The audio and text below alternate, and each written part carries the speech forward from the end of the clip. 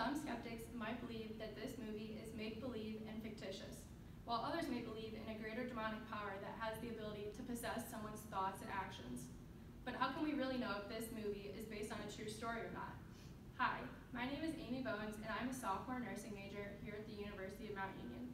Today I'll be providing you with the information you need to decide for yourself if you believe in the power of the supernatural in the movie The Exorcist. The Exorcist was produced in 1973 and is still to this day a terrifying, bone-chilling thriller.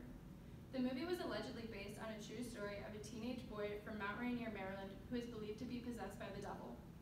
Ever since the movie premiered, fans have traveled to the small town in Maryland to check out the real site behind the movie production.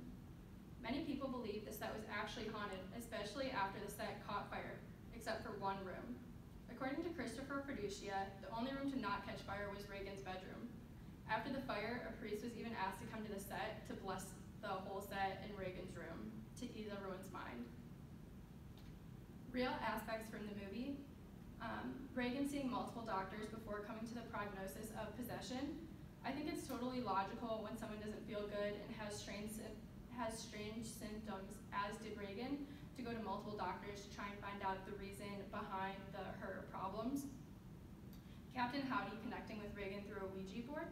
I personally believe you can connect to someone through a Ouija board. I believe in the power of the supernatural.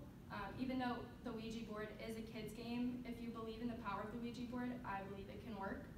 And items disappearing and moving throughout the house. I think we've all been there when we put something somewhere and then it ends up being someplace else. I think this could just be a case where someone moved things throughout the house, or who knows, maybe a demon did move the items and make things disappear. Fake aspects from the movie.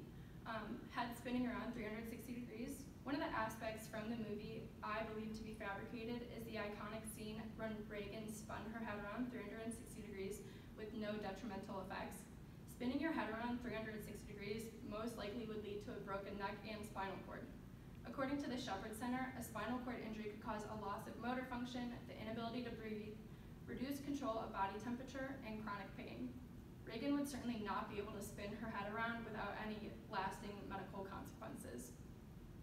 Christopher Fiducia stated that Reagan's spider walk was all possible because of wires attached to Reagan's arms and legs.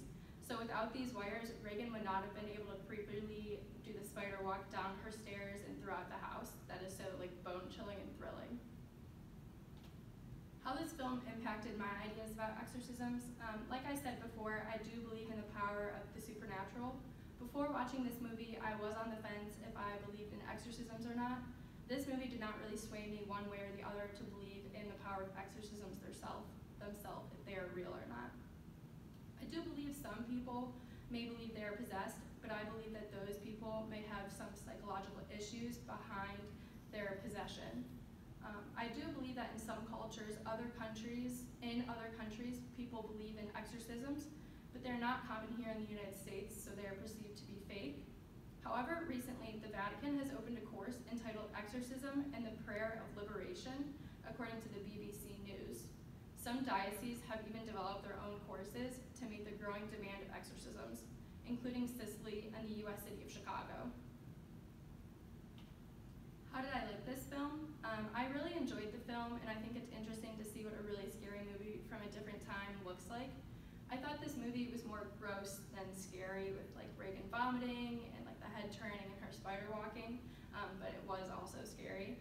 And I rarely ever say this, but I think I liked the film more than the book. The book was kind of dull at some points, but the film was more action-packed, and it gave a better description of what was really going on. In conclusion, I think we should be open-minded to different cultures and subjects about exorcisms and the supernatural, because we really never know what is going to go on in life and how we're going to deal with these things. So here are my sources, and thank you for listening.